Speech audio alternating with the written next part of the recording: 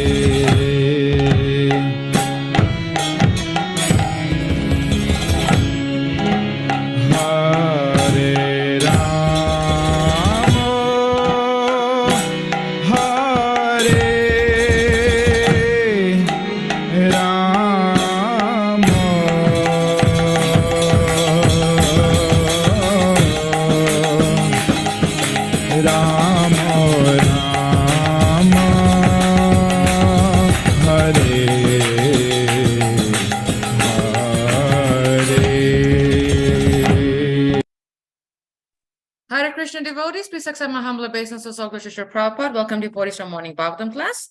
This morning we continue with Srimad Bhagavatam, Canto 1, Chapter 15, verse 39. We are slowly coming to the end of the chapter entitled, The Pandavas Retired Timely.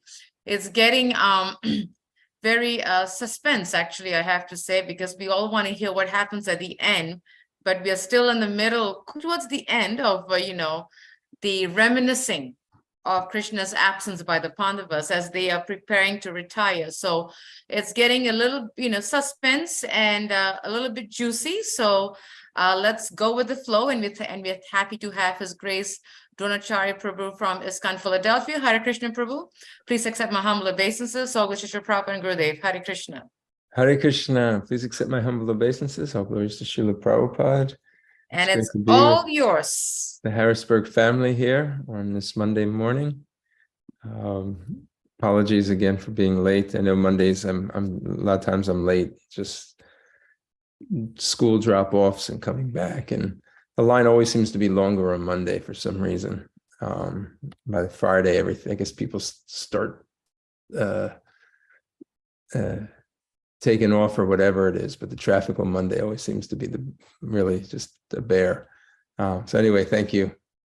No problem at all, Dron. I know that whole story. And it's all yours. It's good though. This is May, so school year ends at the almost weeks, there, so. Right?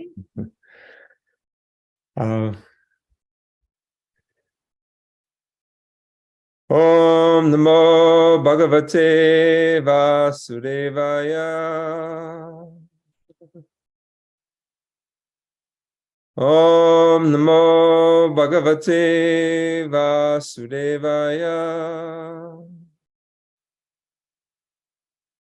Om Namo Bhagavate Vasudevaya.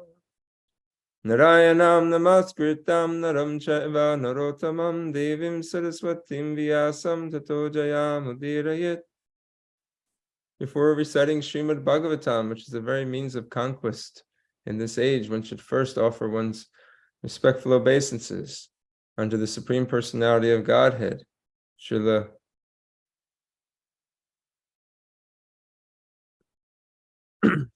one should first offer one's respectful obeisances unto the Supreme Personality of Godhead, unto Narayan Rishi, the supermost human beings, unto the goddess Saraswati, the goddess of learning, and to Srila Vyasadeva, the author. Nasta prayeshu abhadreshu nityam bhagavata sevaya bhagavati utamashloke bhaktir bhavati naishtuki. By regular attendance in Srimad Bhagavatam class and rendering service to the pure devotee, all that is troublesome to the heart becomes almost completely destroyed, and devotional service becomes established within one's heart as an irrevocable fact. We're here, chapter 15, canto 1, text number 39. The Pandavas retire timely. Maturyayam tata vajram Shurasena patim tata Prajapayat Yam nirupayeshitim agnim apnibar ishwaraha. The synonyms: Maturyayam, at Mathura, tata, also, Vajram, Vajra, Surasena Patim, king of Surasenas, tata, thereafter, Prajapatyam, Prajapatya, sacrifice, Nirupya, having performed, Ishtim, goal, Agninim, fire, Apibat, placed in himself, Ishvara, capable. Translation and purport by His Divine Grace, Srila A.C. Bhaktivedanta Swami Prabhupada. Then he posted Vajra, the son of Aniruddha, grandson of Krishna, at Mathura as the king of Suryasena. Afterwards, Maharaj Yudhisthira performed a Prajapatya sacrifice and placed himself in the fire for quitting household life. Purport. Maharaj Yudhisthira, after placing Maharaj Parikshit on the imperial throne of Hastinapur, and after posting Vajra, the great-grandson of Lord Krishna, as the king of Mathura, accepted the renounced order of life. The system of the four orders of life and the four castes in terms of quality of work, known as the Vana Ashram Dharma, is the beginning of real human life. And Maharaj Yudhisthira, as the protector of the system of human activities, timely retired from active life as a sannyasi, handing over the charge of administration to a trained prince, Maharaj Parikshit. The scientific system of Varnashram Dharma divides the human life into four divisions of occupation and four orders of life. The four orders of life as Brahmacharya, Grihastha, Vanaprastha, and Sannyas are to be followed by all, irrespective of occupational division. Modern politicians do not wish to retire from active life, even though they are old enough. But Yudhisthira Maharaj, as an ideal king, voluntarily retired from active administrative life to prepare himself for the next life.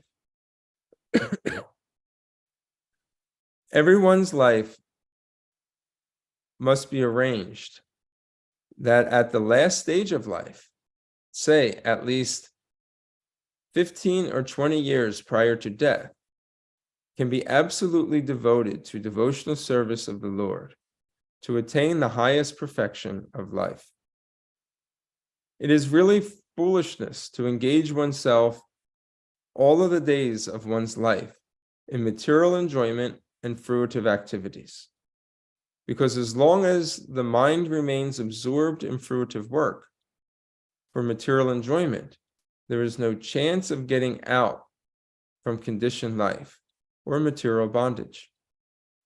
No one should follow this suicidal policy of neglecting one's supreme task of attaining the highest perfection of life, namely going back home, back to Godhead.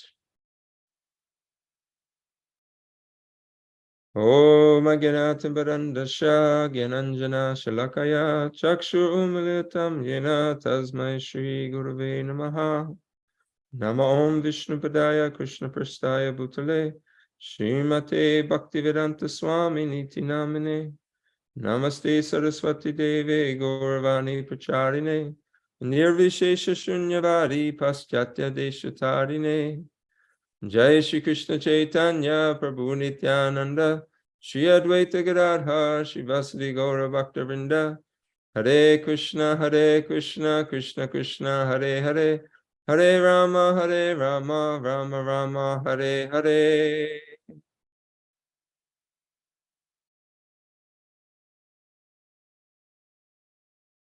The verse once again. Then he posted Vajra, the son of Aniruddha, grandson of Lord Krishna, at Mathura.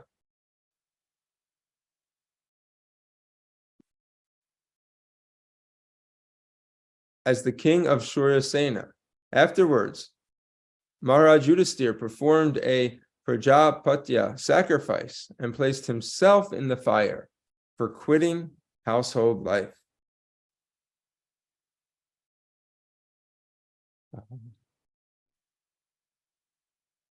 So it's very very special that Maharaj Yudhisthira, this is after Krishna's disappearance, he placed Krishna's grandson as the king of Vraja. Of the king of Mathura. He plays Vajra as the king of Mathura, because this is where Krishna's birth was. So it's very, kind of keeping that together. Very poetic, very symbolic, making sure that Krishna is never lost in that region. But the real guidance we're getting from this verse here today, and most of the purport that Srila Prabhupada is speaking about, is this principle of being able to retire in a timely fashion. And this is being demonstrated by Maharaj Yudhisthira. Maharaj Yudhisthira is, Srila Prabhupada says, he's the protector of the system of human activities known as the Varnashram Dharma system. As the ideal king, he demonstrated, how to properly take care of the citizens, how to properly engage people in various services, making sure everybody was rightly situated, both from a earthly material way, as well as from being properly situated with understanding the goal of life.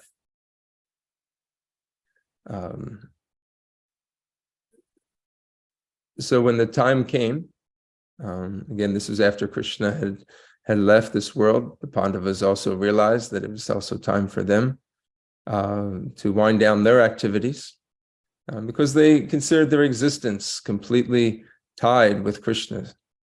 And that Krishna was no longer here. Their desire to want to live for Krishna's service started to very easily, or started to, vanquish.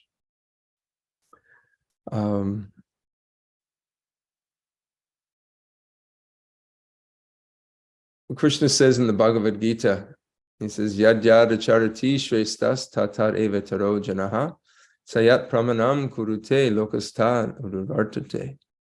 And whatever action a great man performs, common men follow. Whatever standards he sets by his exemplary acts, the whole world pursues. Krishna says, even I have to follow these rules, because if I didn't follow these rules by setting the example of performing one's duty properly, then people would follow me, and I'd be the cause of people performing sinful actions. So Maharaj Yudhisthira, even though he was the ideal king and there was no flaw in his ruling, it wasn't that he was beginning to slip or making mistakes. He was still perfect in all respects. In order to set the example of people to follow him, he properly trained Maharaj Parikshit. It was very clear that Maharaj Parikshit was chosen for this service from his very birth, or prior to his birth inside the womb, how he was protected by Lord Krishna, and then just the love and the training that he received from his masters and uncles. It was clear that Parikshit Maharaj was chosen to be the successor and was most qualified to do so. So Maharaj Yudhisthira, not irresponsibly, but with great care and attention, trained his successor. And when the time came, with detachment, he left his post. Srila Prabhupada comments that modern politicians do not wish to retire from active life, even though they are old enough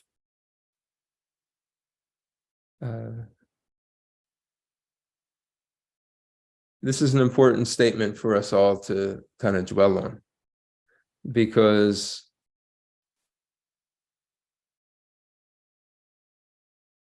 one of the characteristics of this world is that of attachment. Especially for a politician, or in this case, a king. We can imagine what the attachments are. One, you're in the position of power or ruling. That means that there's people that are dependent upon you. And that is a great feeling of value or importance into one's life, when they know that other people are dependent upon you. Whether you're a parent, a company holder, you run an organization, whatever you have, some people depending upon you, you feel a great sense of importance in your own life. In addition to all the other allurements and attachments, because with that you also have people working for you, you have people serving you. As a king, you have basically anything that you wish for, at your hands. There's no need of money, there's no need of proper food, there's no need of entertainment. All these things are amply provided. So the life is good. And then, as well as there's the feeling of achievement in one's own life is also fulfilled. So to walk away from that, and then also walking away, I'm sure, from people saying, "Oh no, you must not leave. Everything is perfect under you. For us, please stay. Even if you want to retire and quit, please, we need you." So then there's this feeling of, not even doing it for yourself, but for the pleasure of others, because they feel that they need you. Those are the attachments that bind us to this world. Our relationships, our feeling of need. But it is important for us to follow in these footsteps of Maharaj Yudhisthira, look to him as the example, to say at a certain point, it's time to walk away. And the purpose of walking away, it has a very spiritual purpose. And that is to detach ourselves from the activities of this world and attach ourselves exclusively to the process of Krishna consciousness. In our lives, we may have some Krishna conscious activity going on. We may be holding down jobs, and we're performing those jobs. And the purpose of those jobs, we come back, we have to pay bills, we have to maintain a family, we have to maintain, different, a car, we have to, have some security, personal security. And then we acquire a bunch of items in our lives that allow us to live. As devotees, we give a portion, as much as we can, to the Krishna consciousness movement, for the propagation of Krishna consciousness. This was the desire of Srila Prabhupada. That we give our time and activities, when possible, to serving the mission of Krishna consciousness. And then we absorb our minds and bodies and consciousness in trying to remember Krishna always by our sadhana and chanting our japa every day, by attending classes, hearing lectures, reading the books, discussing with devotees, trying to merge our consciousness. But at the same time, we're also filled with a lot of other attachments in our lives. And this can be somewhat of a struggle. Oftentimes we talk with devotees. I know my conversations with devotees on both sides. When I talk to devotees and when I hear devotees talk to me, there's always this question, how you doing? And say, oh, I'm doing good, but I have, life is tough. I have to do, I'm not sure what's going to be happening at work, or, something's happening with, my parents, and then we have to, go visit them. And, there's always, problems there. And, we're planning a trip because we have to, take the kids somewhere. So there's involvement and attachment. Very rarely, in some cases there are, but very rarely there's this exclusive focus just on developing one's Krishna consciousness. This is Grihastha life. When one is in the Grihastha ashram, and the Grihastha ashram has a purpose. There is an allowance for this development of some sense gratification, but it should be also always spiritually focused. But with these attachments that are there, to spouse, to the house, to other family members, social activities, these things are fulfilled, and most of us find ourselves in this type of life. Maharaj Yudhisthira also, he had these things, family, again, he had his job or his service as a king. He was always Krishna conscious, though, but still he had these responsibilities to so many. But at a certain point, he says, you know what?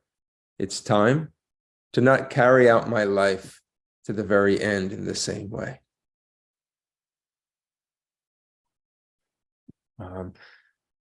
So us too, we should also prepare ourselves that in life, there will come a time, a stage of life, when we transition from this kind of worldly life into a life that is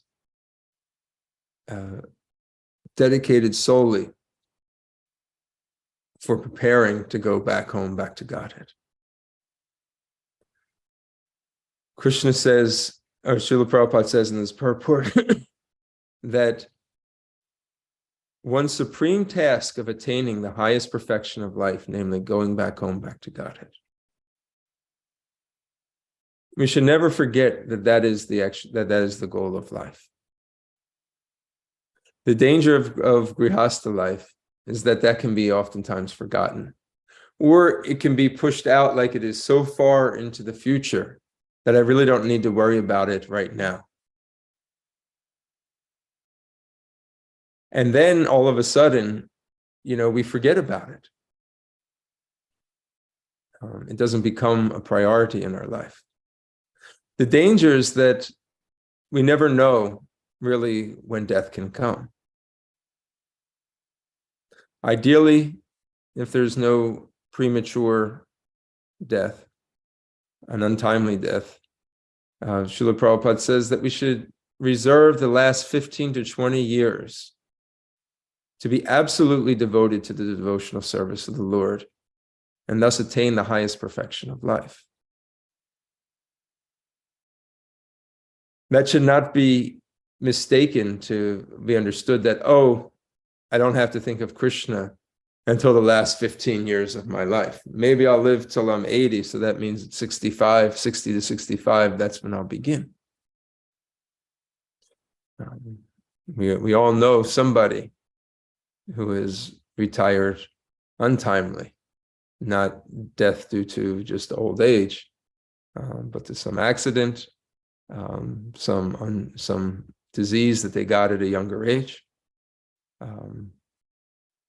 just some, heart attack or stroke or something like that has taken somebody. So that should never make us never think that that'll be for later in my life.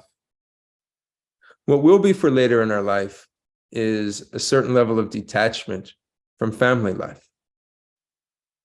Srila Prabhupada describes this in terms of the Vanaprast ashram. He says that Vanaprast means retired life and training for completely renouncing this worldly life. Vanaprast means retired life. And he explains that during this time, that one still remains married. But during that time, you go and visit various different holy places. And in these holy places, you associate primarily with sadhus. And then after some time of travel, you come back home, you visit the family.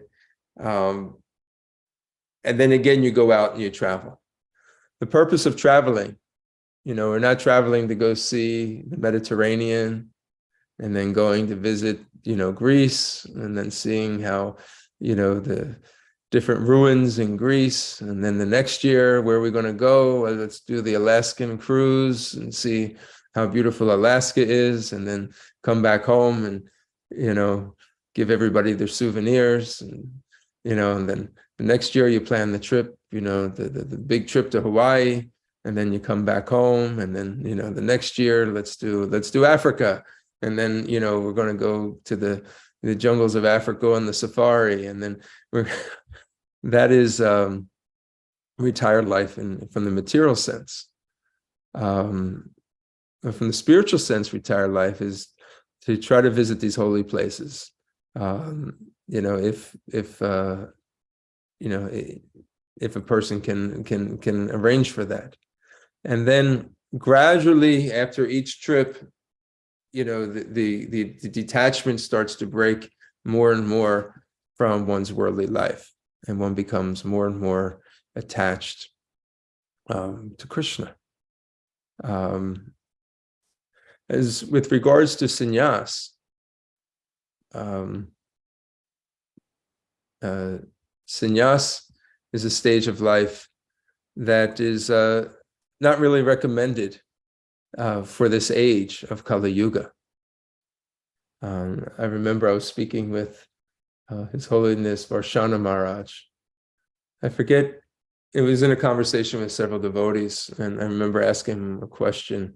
I forget the extreme the context of it, but I remember him saying, for most people, sannyas is not recommended in the age of Kali Yuga. He said, Vanaprastha is. The stage of Vanaprastha is recommended, but the stage of sannyas is not. In Lord Chaitanya, he also says this in the Chaitanya Charitamrita. He quotes the Brahma Vaivarta Purana, and he says, Ashvamedam Galav Ambam Sanyasam Palapatirkam Devarena Sutapatim Kalo Pancha Vivarjayet. And then in this age, among different things, the animal sacrifice is forbidden. Also, begetting a child within your brother's wife's womb is forbidden. There's a practice that could be done previously. We see that with Srila Vyasadeva, under the certain circumstances that was, allowed. But that's forbidden. Also, the practice of sannyas, the order of sannyasi is also forbidden. However, it's not advised. And Srila Prabhupada explains why it's not advised. He says, from this we can understand that the stage of sannyas ashram is forbidden because people are not strong. Even Lord Chaitanya showed us as an example that when he took sannyas at the age of 24, Sarvabhauma Bhattacharya advised him. He said to be extremely careful because he had taken sannyas at an early age.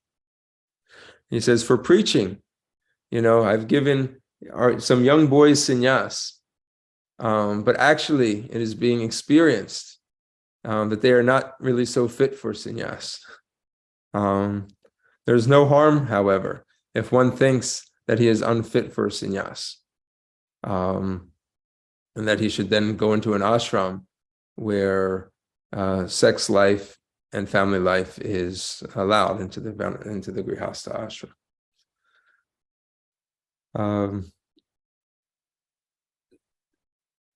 So we can understand that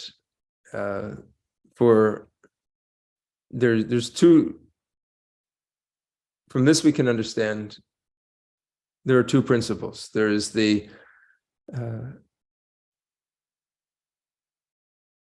renunciation of sannyas, and that there is the order of sannyas, the ashram, where one is in the ashram of sannyas, and then there's also the mentality of a sannyas. In the Bhagavad Gita,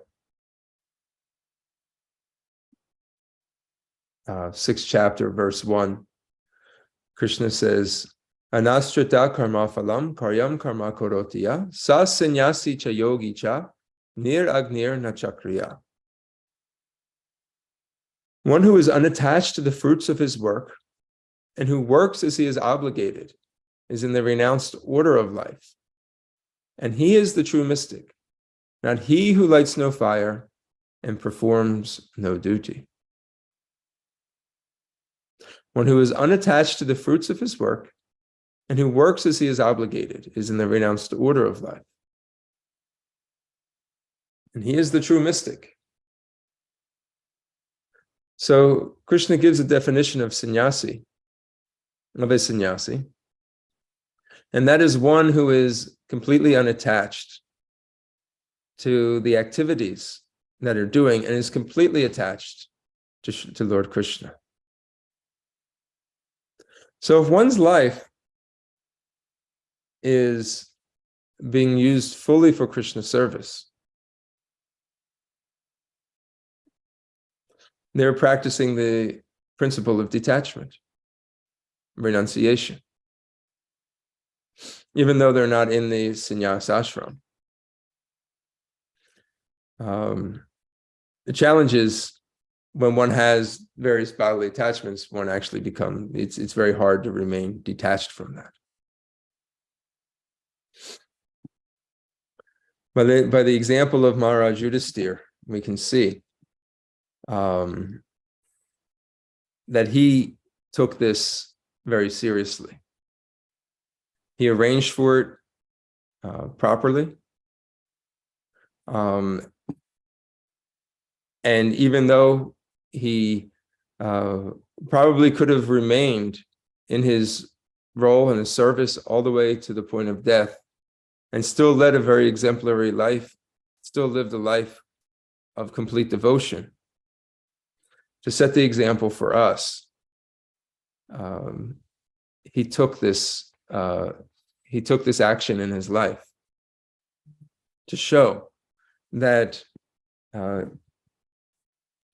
we need to arrange our lives, compartmentalize our lives in such a way through the years to bring us to the point of leaving this world in a way where our attachments are left behind, and that we can exclusively rely and focus on Lord Krishna.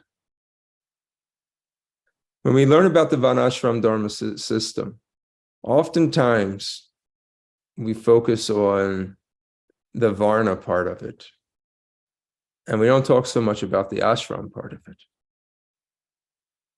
And the Varna part is the part that confuses a lot of people. And they say, well, I don't know, am I a Brahmana? Am I a Kshatriya? Am I a Vaishya? Am I a Sudra? And, and there's so many discussions about the Varna part of it. And in this life, we don't live in Vedic civilization. We don't live in a world that even promotes any semblance really of Vedic culture. The Krishna consciousness movement has its roots in this Vedic culture. But even thus, the devotees that make up the Krishna consciousness movement, for the most part, have come not from a Vedic background.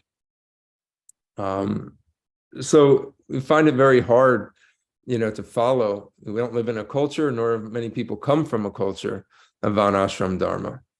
So this is very, difficult and oftentimes confusing. And oftentimes it seems like a system that is not even relevant to the world we live in today. And thankfully, Srila Prabhupada, he came and he gave us the direct path of Bhakti Yoga, so that we wouldn't necessarily have to go through these different various stages of learning and development. He gave us the direct path. The Varnashram Dharma system is meant to bring us at all stages of life, whether it's Brahmacharya, Grihastha, Vanapras, Sannyas, and with whatever occupational division that we're in, guide us in a way that at the end of our lives, we can attain the ultimate goal, and that we can be properly situated throughout the course of our life. Student life, celibate student life in the beginning, family life, in the middle up to the point of your mid-50s, early to mid-50s, then gradually that retired life of Vanaprast, and then complete separation at the time of death. But we don't see that in this life. But this one part, the Varna part of it, may be very confusing. But the ashram part, I think we can make it rather clear. And this is something that all orders of life, can practice. If we don't know what our duty is, we don't know where we fall inside the Varna category. We don't know what we're meant to do in life. It's very simple. We all have our duty. And if we want to understand what our duty is to serve. As the soul, the soul's duty is to serve Lord Krishna. And if we want to reignite and engage in our eternal dharma, we'll serve Krishna throughout our life, regardless of our confusion of what Varna that we're in. That the service to Lord Krishna is the center principle, and will be fulfilling to the soul, and also to the body, where the soul is residing. But through those stages, when we go through the Brahmacharya, Grihastha, Vanaprast, etc., this part can be very clear. So I will conclude here, see if there's any questions on this topic, or in the purport. Any questions, comments, realizations, or reflections? Thank you all for listening. Hare Krishna. Thank you for such a wonderful class, Dronacharya. Yeah, I have to, definitely I can see your point that sometimes we do get the Varna and the ashram, one or the other, but not both, and because I think it's lack of understanding or and what have you. But thank you for shedding some light on that. I would like to ask devotees if any questions, any clarification, doubts, anything, please do unmute yourself and I will call upon you. You can ask your question. I have a question, Dronacharya, and when you mentioned, as you were speaking about Maharaj Yudhisthira, when he placed his grandson of Lord Krishna on the throne and he was preparing to end his administrative life. And at the same time, as you mentioned, we have heard from Srila Prabhupada and many acharyas or gurus that there's no retirement in Krishna consciousness. So, And then we say, and then Srila Prabhupada says somewhere here in the last 15 to 20 years, one should be absolutely devoted to the devotional service of the Lord. So how can one really understand or have a clear understanding that, okay, we may retire from material life, but there's no retirement in Krishna consciousness, but at the same time, we have to prepare our last 15, 20 years for devotional service. Now, does that mean just reading and writing and chanting and that's it? Or I can't do this, I can't do that because I'm retired. So like how can we have this really clear understanding, Prabhu? If you could shed some light on that. That's a good question. The first part is our material engagements. We should start to pull back from them. And as devotees, we could fall into the trap that our material engagements, when I talk about material engagements, maybe, through our work, and sometimes it may be necessary. People may find themselves, depending on their stage of life, we have to be realistic and practical, and we have to consult with other devotees based on this given situation, that a person may need to work into their later years. Preferably they shouldn't work as hard, but if a person has to have a part-time job in order to maintain a house or maintain, whatever it may be, that may be, it doesn't mean you can't be Krishna conscious and do that. These are all kind of recommendations for winding down. It's basically slowly pulling yourself out of this material consciousness. But sometimes there is. And if it is, there's no shame in it. No, you got to do what you have to do, but still this mentality of, okay, you have to start detaching now. Sometimes devotees, they hold positions in the material world as managers, as owners, as doctors, as lawyers, and there's a certain prestige that comes with that. And sometimes they feel like, well, this is my service to Krishna because I've been making. So sometimes they even get in their own head sometimes where they feel like, well, I'm doing service to Krishna, or I am Krishna conscious all the time and I'm doing this. When the truth is maybe they're not. And they have all these attachments, but yet they don't want to really let go of all these attachments. But yet they keep saying, well, I'm still chanting Hare Krishna all the time. I contribute to the temple, and I go to the Sunday program, and I, go on book distribution when I can, and I could do this, but yet they're still attached to this worldly life. So for devotees, we should understand that, there is a point in time when we should actually pull away from that. I had a nice conversation with a devotee recently, and he was telling me, he's saying, I'm trying to work. This is just his mentality. And again, not a lot of people can do this. But this is the way he was trying to structure his life. And he said, I'm 50 right now, and I don't want to retire when I'm 65. Even that's when the world tells me that's when I should retire, when I'm 65, because that's when you start getting Social Security and your benefits start kicking in, and you can start cashing in your retirement, your 50 or your 401k, etc. So it's just, my goal is that I can arrange my life in such a way in the next 5 years I can retire, and I want to start really just now working on a Krishna conscious project, like exclusively, some Prashadam distribution and trying to arrange that. And I thought, wow, that's really nice, because you're thinking in that way. So that's one thing. The other part of it is when within Krishna consciousness, those services that bring about certain levels of sacrifice that may not always allow one to go deeper in their personal internal relationship with Krishna. There may be a time to retire from them as well. Organizing, managing, a lot of times they're great burdens that a person takes on. And the internal life of Krishna consciousness has to be achieved within this lifetime, that eternal. And not to say that they both can't take place at a certain point. But at a certain point, one begins, even within one's service, a person can become attached to one's service.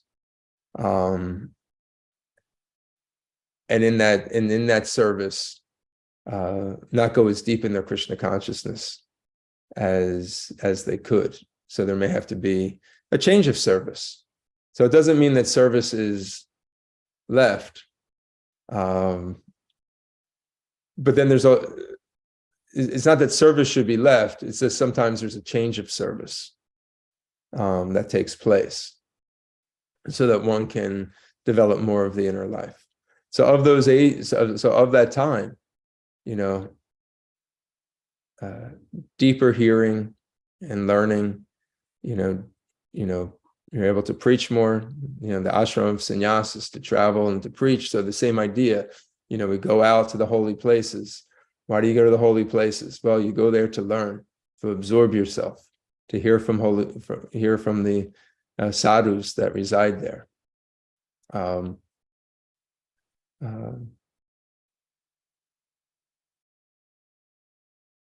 Yeah. So, but at the same time, when we look at Srila Prabhupada, Srila Prabhupada was 70 years old. And you can say, well, he started a movement when he was 70 years old. And within that, he had to do a lot of things out of necessity. Not necessarily because it was according to the life that he should have, was doing at that time. When he started, he moved to Vrindavan. He was just, what was he doing? He was reading and writing and translating, chanting, during that time. But he was also planning, how can I come over here to the West to spread Krishna consciousness? So out of necessity, he kind of performed those roles, but he was very clear. He wanted to put people in charge, make this person temple president, set up the GBC for the managerial. And, there are many letters to say, I've put the GBC in, position to take care of these things, because, he didn't want to, even though he had to manage, he realized that, this is, obviously, wasn't going to do it all. He had to set up a system. So out of necessity, one may continue to do that as a service to Krishna. But the ideal life is that, during that time, it's absorption in Krishna consciousness.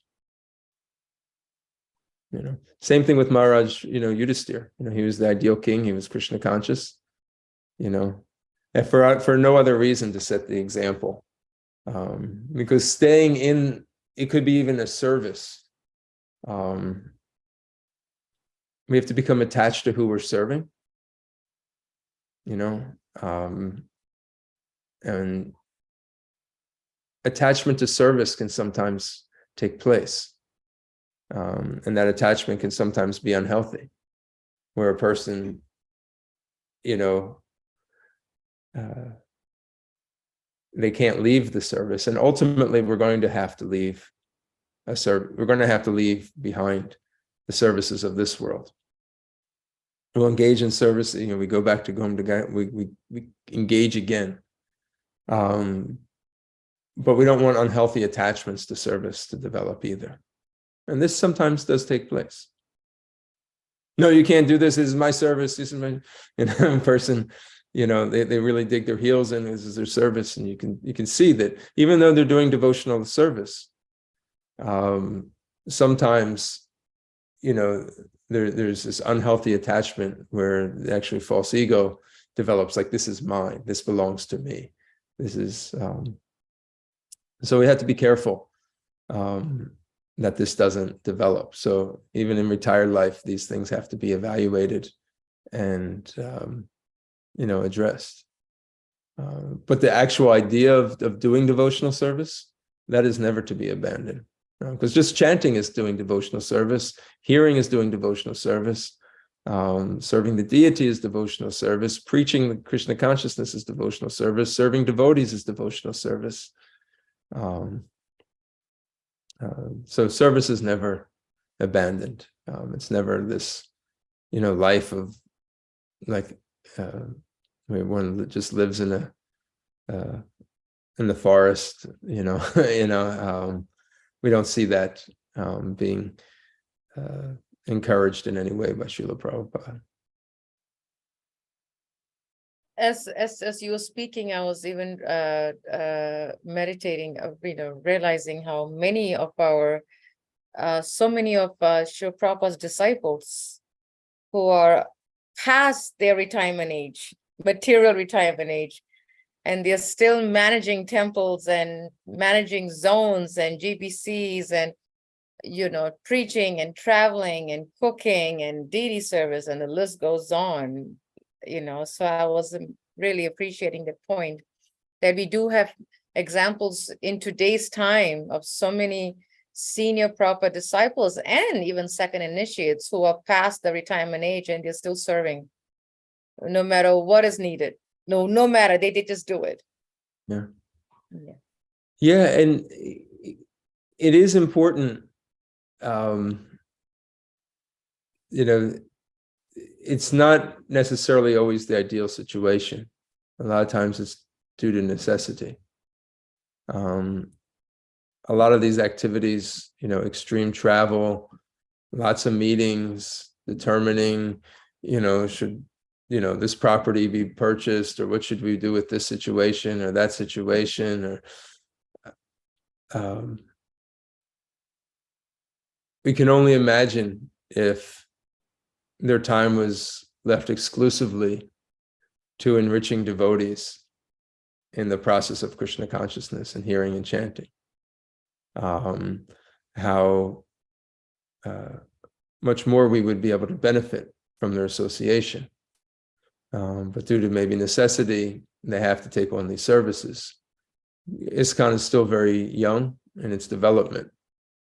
First generation, they're still the first generation. So hopefully in future generations, a lot of these services can be taken up by those that are younger, in their grihastha lives, in their younger lives, where they have a lot more energy, to do so. And we can take advantage of the wisdom, more so in classes on hearing and enriching and, preaching and developing the devotees, internally.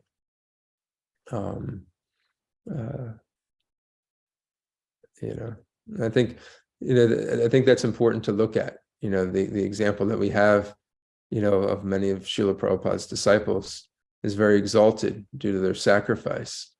But at the same time, when a person's, in their 80s or late 70s and they have to take on managerial burdens, it's not always necessarily, the most healthy, for them or for the society. Seeing them as, as consulting, as guiding, wisdom. Because there's also a certain point when the body and mind also, begins to transition and to slow down. And the one's effectiveness in certain levels begins to change. And Krishna gives us the power and the strength to do so many things under his direction. But in the ideal society, these things are taken care of. The managerial, the organizational, the direction. And we can see with, Maharaj Yudhisthira, he's ready to hand it off to somebody who's qualified. And Maharaj Parikshit, he trained him. There's a succession plan. And then afterwards he says, okay, I'm out. So these things are important to remember, because the world will go on without us. If there's ever this thought that, what will the world have? What will the world be without me? Only I know how to do this. And sometimes we're surrounded by people that feel like, without you, nothing will happen. You're the greatest. You're the greatest person. You have to keep doing this. So it's also a demonstration to say, actually, no, the world will go on. Why is it going to go on? because it's Krishna's arrangement. It's not based on one particular person. The world will continue, but responsibly, we should be able to put systems in place, people in place, in order to, allow, transition to continue, and principles, values to remain, and for things to always get better. And I think your point that I really liked was, ISKCON is still new considerably. The philosophy has been there for eons, but the movement is new. It was 5,000 years ago that Krishna spoke the Bhagavad Gita, and of course the Bhagavatam before that. And the Bhagavatam is also very old. It's like we have the old scriptures, but it's just the movement is new. And I was just thinking when you said that how merciful Srila Prabhupada and Krishna is, that we get to be part of a movement that has the ancient oldest scriptures that we can share in Lord Chaitanya's movement, and really be part of the army of, really be part of Srila Prabhupada's army, and be fortunate and blessed, and to also be really much engaged in devotional service as a mercy factor in Srila Prabhupada's army and Lord Chaitanya's mission. So I was really thinking, wow, we're so fortunate that we got this mercy to be part of this movement, to really be part of Srila Prabhupada's army, to really share his glories and spread Lord Chaitanya's movement. And I was really appreciating that point. Thank you so much. Yeah. Any other questions from devotees? I know we passed the 9 o'clock, and I apologize for asking 2 questions, but any other points from devotees, any thoughts that's coming to your mind, any clarification, any takeaways? Please do unmute yourself if you have the time. I know I took up time. Just want to go down the list here. If there isn't, if there isn't, we thank you all so much for joining us, and thank you so much, Dronacharya, for a wonderful class. Vanchakraptibhyascha, Kripasindhubevacha, Patitanam Pavanebhyo, Vaishnavebhyo Namo Namaha. Srila Prabhupada ki jai. Have a wonderful day, devotees. Hare Krishna, and thank you, Drona. Hare Krishna. Hare Krishna. Jai Srila Prabhupada. Jai Srila Prabhupada. Thank you. Jai Srila Prabhupada. Hare Krishna.